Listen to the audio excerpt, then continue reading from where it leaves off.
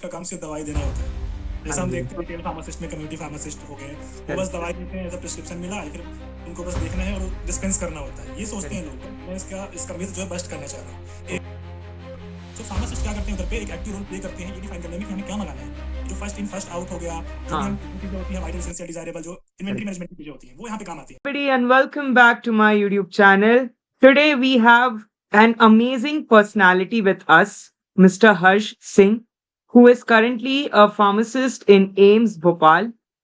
Before we start with this session, मैं चाहता हूँ मैं इनको introduce करूँ because his ranks are commendable. So has achieved in the AIMS CRE amazing under 130 rank, MP pharmacist rank 1, and has also secured a pharmacist rank in the army. So first of all, congratulations, Harsh. Thank you so much sir for the wishes. All right. So हर्ष, इस video में ना हम जितने भी लोग जो एक pharmacist या फार्मेसी ऑफिसर बनने का सपना रखते हैं ना, उनके लिए एक life of a pharmacist in AIIMS, ये हमारा हेडिंग है। तो मैं चाहता हूं कि सबसे पहले आप मुझे ये बताएं कि क्यों एम्स चुना आपने, व्हाई एम्स?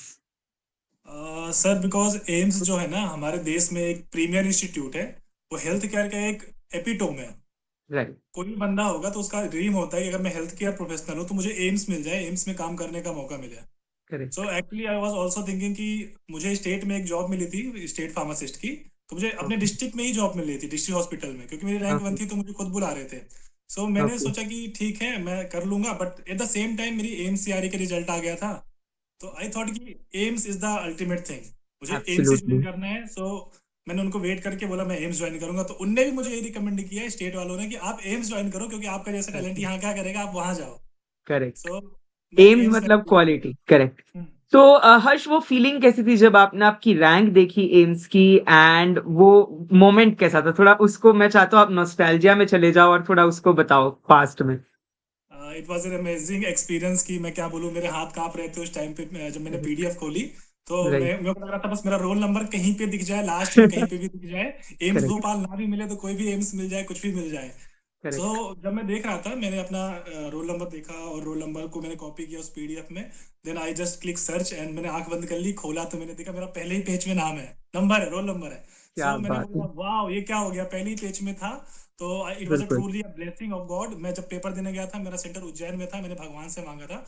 एक्चुअली मेरा ओके। एम्स रायपुर में सिलेक्शन हो रखा था, मैंने सोचा था कि अच्छा। एम्स रायपुर अगर मिल भी गया है देन मैं एम्स भोपाल हम्म। ही आना चाहूंगा, क्योंकि वो मेरा स्टेट है और AIIMS correct. Bhopal ultimate goal था। सो आई थॉट कि ठीक है बस कुछ भी हो जाए, मुझे एम्स भोपाल मिल जाए, तो बस मैं आके वापस से चढ़ावा चढ़ाऊंगा यहाँ पे। तो ऑफ बस कोर्स। महाकाल की आशीर्वाद था, तो उनकी कृपा से मुझे एम्स भोपाल मिल गया था। ईश्वर का तो ऑफ कोर्स हाथ था तुम पर, बट उसी के साथ तुम्हारी मेहनत और लगन, ये दोनों चीज के साथ आपको एम्स भोपाल में ये सीट मिली, definitely. Yes so sir. Harsh, काफी एस्पायरेंट्स होते हैं, अभी भी एम सीआरई 4 का जस्ट रिजल्ट आया, थर्ड का आया। तो उनको ये रहता है कि आखिर एक फार्मासिस्ट करता क्या है, a day in a life of pharmacist. तो वैसे तो हम आपके इंस्टाग्राम पे देखते ही रहते हैं, आप इनका इंस्टाग्राम मैंने डिस्क्रिप्शन में डाला है, वहां जाके देख सकते हैं। बट मैं चाहता हूँ तुम थोड़े सा अपने से बताओ, कितने बजे जाना पड़ता है ड्यूटी पे, कब लॉग आउट होता है, थोड़ा सा आपके डे को ब्रेक डाउन करें।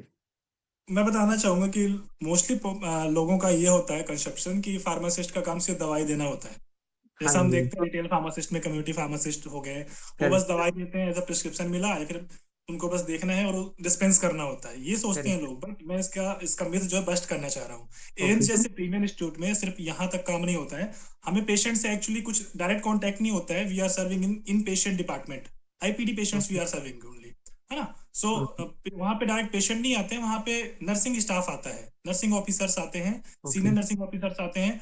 वो आते हैं, वो अपने वार्ड से इंडियन ट्रेस करते हैं पेशेंट के लिए।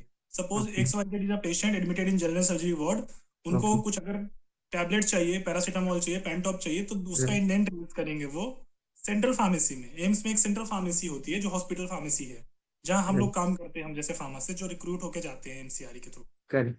वो क्या करते हैं, वो उन्होंने इंट्रेस किया, देन हम उसको क्या करेंगे, देखेंगे कि हमारी इन्वेंट्री में कितनी अवेलेबल है, उन्होंने कितना रिक्वेस्ट किया है। देन वो आएंगे, इशू करवाएंगे, हम इशू करेंगे, फार्मासिस्ट अपनी आईडी से इशू करता है, एक आईडी एलोकेट की गई है सबको इन्वेंट्री की, ताकि उससे मतलब डिटेक्ट कर सके चीजें ऑनलाइन। वो डिटेक्ट होगी, फिर हमारे डिस्पेंसिंग अटेंडेंट की पोस्ट होती है। वो डिस्पेंसिंग अटेंडेंट क्या करते हैं, जो प्रिस्क्रिप्शन फार्मासिस्ट ने वो जो भी इंडेंट है उसको वेरीफाई करके इशू किया है, उसके अगेंस्ट उसको डिस्पेंस करना होता है, वो डिस्पेंस करते हैं और देन फार्मासिस्ट को वेरीफाई करके साइन करके दे देता है। यहाँ पे एक एस्पेक्ट होता है डिस्पेंसिंग का। दूसरा क्या होता है, इन्वेंट्री मैनेजमेंट। अब इतनी बड़ी इन्वेंट्री है एम्स भोपाल की, सेंट्रल फार्मेसी की, करोड़ों करेक्ट। की, मतलब बहुत ज्यादा बजट होता है हमारे यहाँ का। तो ओके। चीजें कंटिन्यू आती रहती हैं, जाती रहती हैं, सप्लाई बनी हम्म। रहती है। सो फार्मासिस्ट क्या करते हैं उधर पे, एक एक्टिव रोल प्ले करते हैं ये डिफाइन करने में कि हमें क्या मंगाना है।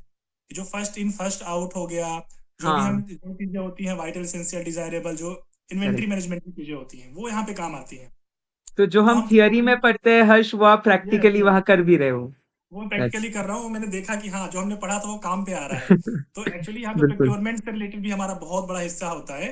हम क्या ओके। करते हैं, फॉर्म परचेज पीपीआर बनाते हैं, परचेज प्रपोजल रिक्वेस्ट फॉर्म्स बनाते हैं। ओके। उसमें कुछ भी चीज अगर चाहिए, कुछ भी टैबलेट दवाइयाँ चाहिए, हम्म। बैंडेजेस चाहिए, कुछ भी चाहिए तो हम बनाते हैं। इतनी की रिक्वायरमेंट है, उसका बजट बनता है, इतना हो गया, फिर वो अप्रूवल के लिए जाता है फाइनेंस।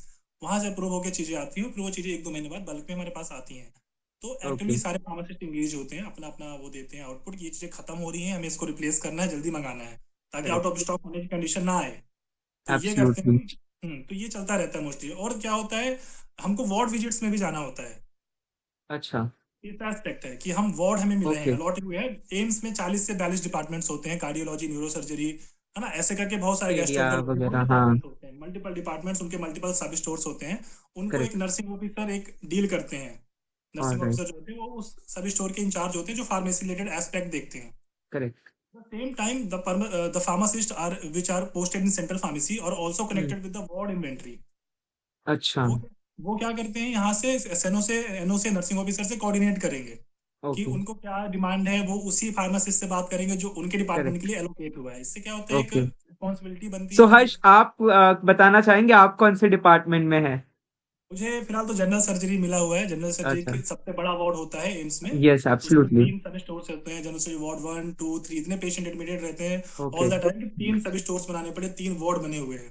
तो ऐसे करके 100-150 बेड मेरे अंडर में रहते हैं, एटलीस्ट 100 बेड्स तो है मेरे पास। काफी 100 बेड्स का पेशेंट रिस्पॉन्सिबिलिटी है है। मतलब। हमें हाँ बहुत रिस्पॉन्सिबिलिटी होती है, कभी भी कॉल आता है बिल्कुल। आपको, आपको पिकअप करना पड़ता है, क्योंकि आप हेल्थ केयर सर्विसेज में हो, एम्स जैसे इंस्टीट्यूट में काम कर सकते हो, you are never off duty, correct. First of all. अब हर्ष, मेरा अगला क्वेश्चन यही था कि बहुत स्टूडेंट्स ये पूछते हैं कि सर डे शिफ्ट होता है, नाइट शिफ्ट होता है, या फिर कैसे सिस्टम होता है? अगर हमें तो आप थोड़ा सा वो क्लियर करेंगे मिथ, क्योंकि आप मिथ सारे बस्ट कर रहे हैं। जैसे कि ये लोगों को लगता था सिर्फ डिस्पेंसिंग है, बट आपने पूरा बताया, इन्वेंट्री, वार्ड राउंड्स। तो ये भी थोड़ा सा मिथ बताइए कि क्या डे शिफ्ट होती है, नाइट शिफ्ट, थोड़ा उस बारे में डिस्कस करें। एम्स जैसे इंस्टीट्यूट में क्या होता है, आप ऐसा नहीं कर सकते कि 9 to 5 करके आप चले गए और हाँ। पेशेंट को छोड़ दिया। Correct. There should be a person, 1 or 2 person always there in the pharmacy to right. support the patient. वहाँ पे डॉक्टर्स भी नाइट ड्यूटी करते हैं, इवनिंग ड्यूटी करते हैं, नर्सेज भी करती हैं, फार्मासिस्ट भी करते हैं। So okay. फार्मासिस्ट मोस्टली क्या होता है, 9 to 5 ही करेंगे। Okay. But at least 2 pharmacist daily basis पे एक रोस्टर अच्छा। बनता है, जो नाइट शिफ्ट के लिए रुकेंगे वहां पे, रात में ओके। रुकते हैं। फार्मेसी को ओपन रखना पड़ता है, मे बी इमरजेंसी चीजें आ गई, ट्रॉमा इमरजेंसी जैसे डिपार्टमेंट से कोई भी आ गया, किसी को लग गया है, राइट। किसी की डेथ होने वाली है, तो हमें सपोर्ट स्टाफ चाहिए हम्म। होता है, फिर कुछ ना कुछ चाहिए रहता है, तो उसके लिए कुछ ना कुछ होना चाहिए। Correct. There should be someone to contact. Correct. तो हर्ष, तो अब अगर हम देखें कॉर्पोरेट में काफी वर्कलोड होता है एंड वर्क लाइफ बैलेंस नहीं रहता। तो सभी कहते हैं सरकारी नौकरी थोड़ी सी वो राहत देते हैं। सिंस आपको कितने टाइम का एक्सपीरियंस हो गया हर्ष वैसे? ऑलमोस्ट मुझे 2 साल होने वाले हैं, अप्रैल से मैं दो अरे, साल होने। काफी बड़ा टाइम हो गया मतलब। तो आप थोड़ा सा इस बारे में कमेंट करें कि वर्क लाइफ बैलेंस कैसा है, एंड थोड़ा सा उस बारे में बताएं, लाइफस्टाइल। बिल्कुल इंडीड। मैं क्या बोलना चाहूंगा कि जो भी सोचते हैं कि वर्क लाइफ बैलेंस नहीं बनता है, हर हम्म। हॉस्पिटल में काम करेंगे तो काफी स्ट्रेस हाँ। होगा, ये होगा वो होगा। करेक्ट। बट नो, अगर आपको अपने काम काम पसंद है, आपको पता है कि मैं कुछ अच्छा कर रहा हूँ, मैं लोगों की हेल्प कर रहा हूँ, देन 9 to 5 जॉब आपको पता ही नहीं चलेगी। आपको लगेगा कि मैंने 8 घंटे की शिफ्ट 2-3 घंटे में खत्म कर ली, मुझे पता ही नहीं चला। सो वर्क हम्म। लाइफ बैलेंस बहुत ही अच्छा है इस पोस्ट में। आप ओके। आईएएस नहीं हो कि आपको 24 घंटे कॉल्स आएंगे उस रिलेटेड, तो आपको पिकअप करके वहां पे ऑन द स्पॉट जाना ही पड़ेगा। नहीं, आप करेक्ट। कॉल पे हो तो आप बता सकते हो, हाँ चीजें ऐसे ऐसे करी है, मैनेज हो जाएगी, किसी और को बता हम्म। सकते हो, ऐसा हैंड ओवर ओके। देके आ सकते हो आप। सो बहुत ही बैलेंस्ड लाइफ है। 9 to 5 करी आपने, आप करेक्ट। गए, आपको जो रिस्पॉन्सिबिलिटीज हैं वो आपने किया और आपका काम खत्म है। फिर आपके बाद आप चिल करो, आप घूमो फिरो, जो करना वो करो। ओके।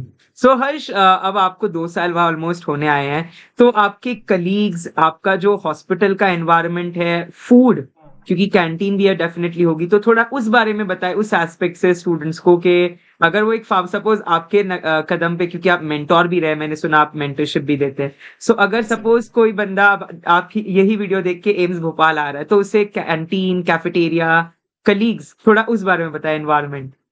ओके, जब हम ज्वाइन करते हैं तो वहाँ पे, क्योंकि ये ऑल इंडिया इंस्टीट्यूट है, तो यहाँ पे करेक्ट। सारे देश के जो भी हर स्टेट से बंदे आते हैं, हाँ। ठीक है। सारे डॉक्टर, सारे नर्सेस, सारे फार्मासिस्ट जो भी मिलेंगे, जो भी अदर सपोर्ट स्टाफ है, लैब टेक्नीशियन हो गया, सब कोई। तो ये पूरा एक कोलैबोरेट पूरा वो रहता है, सारे स्टेट्स के बंदे रहते हैं वहाँ पे। सो Right. जैसा मैं फार्मासिस्ट की बात करूँ तो मेरे ही सेंट्रल फार्मेसी में हम 27 फार्मासिस्ट की जैसे लोग हैं। तो उसमें से मतलब 14-15 स्टेट्स के लोग हैं, ठीक है। सो Okay. आपको बहुत ज्यादा डाइवर्सिफिकेशन देखने को मिलता है। आप दोस्तों के साथ बात करते हो, क्योंकि आपस आपका एक ही फार्मेसी है, आप वहीं पे बात करोगे कि भाई करेक्ट। तू क्या कर रहा है, मैं क्या कर रहा हूँ, तेरे वार्ड में कैसा हम्म। वर्कलोड है, तेरे वार्ड में कैसा करेक्ट। चल रहा है, कितने पेशेंट्स है, मेरे वार्ड में कैसा चल रहा है। सो हम्म। ऐसा बात करते हैं। फिर लंच टाइम होता है तो हम कैंटीन जाते हैं, हमारी एक कैंटीन है एम्स की खुद की। तो ओके। उसमें सारा स्टाफ, वो सिर्फ स्टाफ के लिए होता है, उसमें आप जाओगे, बाकी नॉर्मल इंसान वहाँ जाता नहीं है। तो आपको एक प्रिविलेज फील होता है कि हाँ, मैं यहाँ का स्टाफ हूँ, एम्स का स्टाफ हूँ, तो मेरे लिए वो अलग से कैंटीन बनाई गई है। बाकी ओके। वहाँ नॉर्मल सिटीजन नहीं आ सकता, उनको बाहर कर दिया जाता है। सो एक वो ओके। थोड़ा सा प्रेस्टीज फील होता है। आप एम्स में कहीं पे भी जाते हो तो चेक पोस्ट होता है वहाँ पे, वहाँ बिना स्टाफ के एंट्री नहीं होती है, बिना स्टाफ के आईडी कार्ड की, या फिर ऐसा अच्छा। कोई सिंपल इंसान नहीं रह सकता है, क्योंकि वहाँ पे बहुत ज़्यादा सिक्योरिटी होती है। सो कलीग्स के साथ घूमना फिरना, हम लोग पिकनिक्स में जाते हैं, हर दूसरे ओके। तीसरे महीने में प्लान करते हैं कि चलो सब चलते हैं, और छुट्टी लेके जाते हैं। ये होता है, साथ में लंच कर लिया, साथ में घूमने फिरने चले गए, और बस बातचीत करते हुए टाइम निकल जाता है पूरा। सो हर्ष, मैंने जैसे कि ऑडियंस थंबनेल पे भी देख पा रही होगी, जब वो आपको कोट मिला, हर्ष सिंह लिखा हुआ, वो उस फीलिंग को मैंने आपकी एक रील भी देखी थी, आई थिंक सो, जब आप उसमें पहन रहे थे वो, तो हाँ, वो मुझे काफी कैप्टिवेट करी। बट मैं चाहता हूँ, आप आई नो मुंह से एक्सप्रेस कर पाना शायद ही डिफिकल्ट होगा, बट थोड़ा सा उस मोमेंट के बारे में बताएं जब आपका नाम से एम्स लिखा हुआ था, आपके पेरेंट्स, एवरीबडी, योर फ्रेंड्स, कैसी रही वो feeling?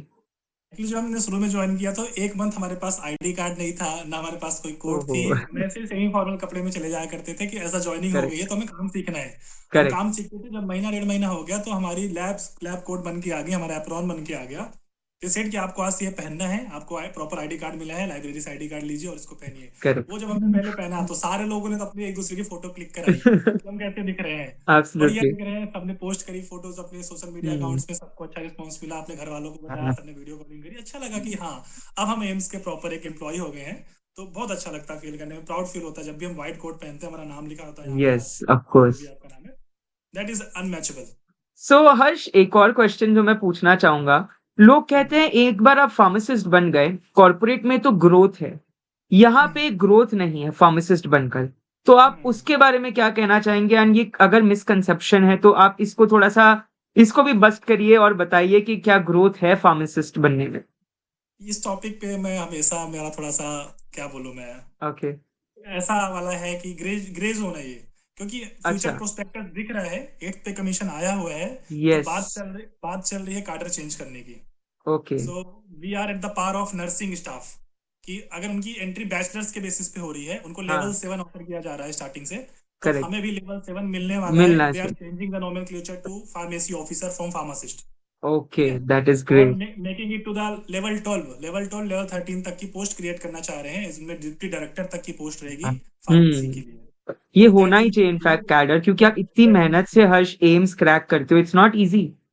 Yes yes yes. And हमारे टाइम पे शायद आप 23 में पास आउट थे एम्स से, कितने 50,000 से भी ज्यादा कैंडिडेट्स ये पेपर लिखते हैं, इट्स नॉट इजी के इतने आप compete करके, तो डेफिनेटली आई होप ये चेंज आए यस एंड सर, इससे क्योंकि कुछ। कंपटीशन बहुत है, और जो उनको पे मिल रहा है उस हिसाब से उनको वो डिग्निफाइड नहीं है, कह सकते हैं, at the par of other professions.